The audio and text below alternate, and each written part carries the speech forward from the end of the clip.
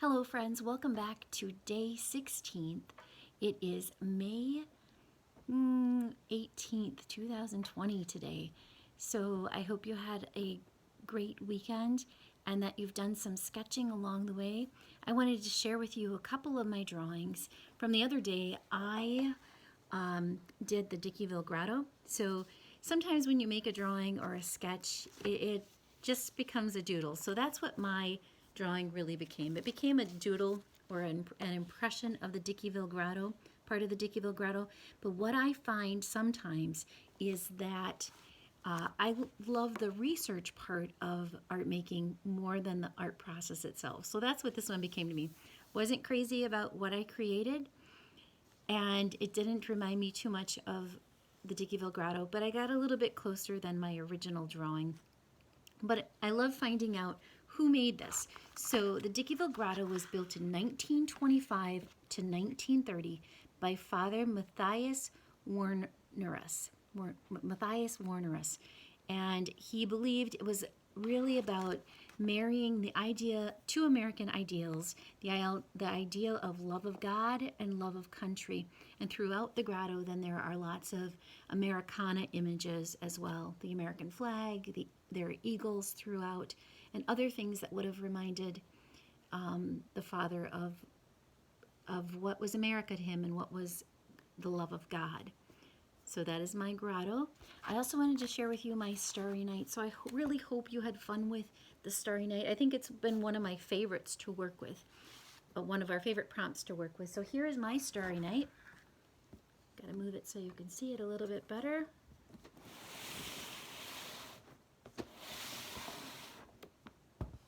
So if you saw our drawing on Friday, I was just getting started on it.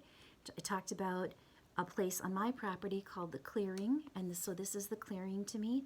And I wanted to adopt some of Vincent van Gogh's use of technique. So I wanted to have some of the spirals in it and the dark colors. I talked about the blues that he used and the greens, so I incorporate a lot of blue and green. Also the moonlight, the moon was really important.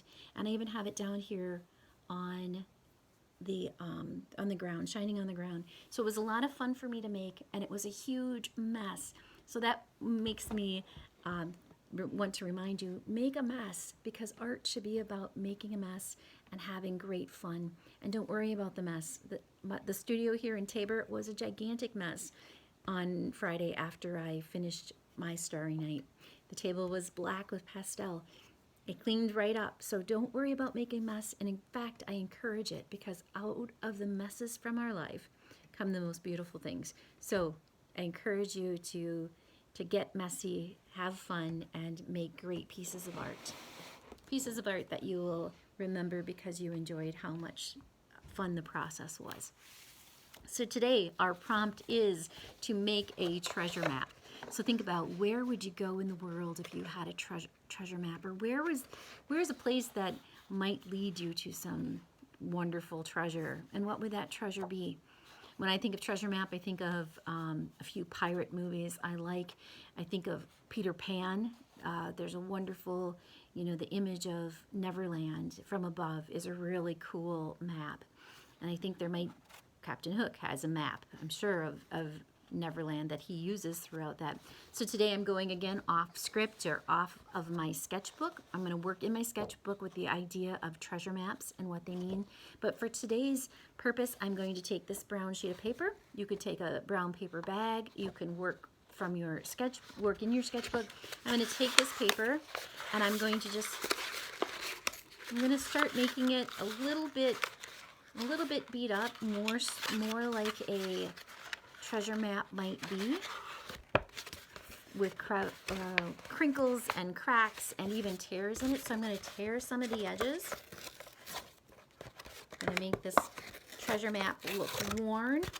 So I'm starting to wear that away. I'm going to even take some pastel or some charcoal,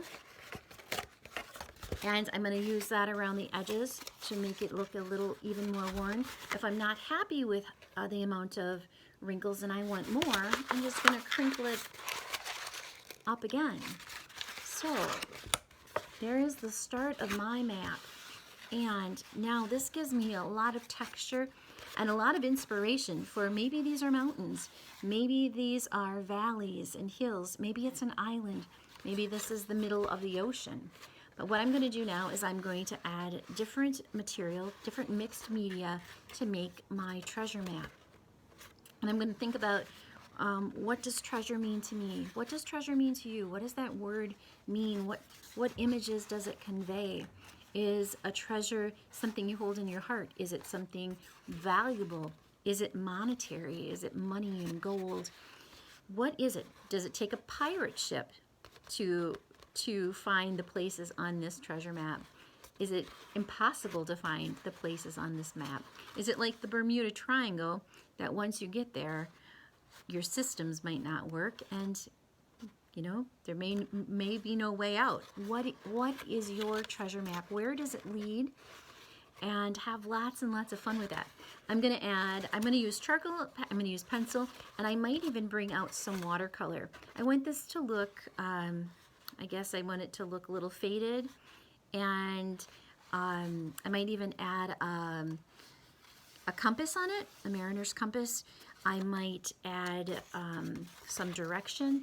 I might add X marks the spot. I don't know what this is going to be, but I'm going to bring it back tomorrow on Tuesday, and I'm going to share it with you. So get working on your treasure map. See what it becomes. See where it leads you. That's the most important thing. Where do the things that we make lead us? And I'm hoping that this journal process, that this sketchbook process is leading you to new places and new discoveries about yourself, because that is most important. The things we discover about ourselves are really the great treasures in our life. So have a lot of fun. Make your treasure map or work from something else on the prompt list, or choose your own. Write your own adventure in this art making process. Okay, have a great time. Come back tomorrow with your map. I'll come back with mine, and I will see you soon. Happy art making.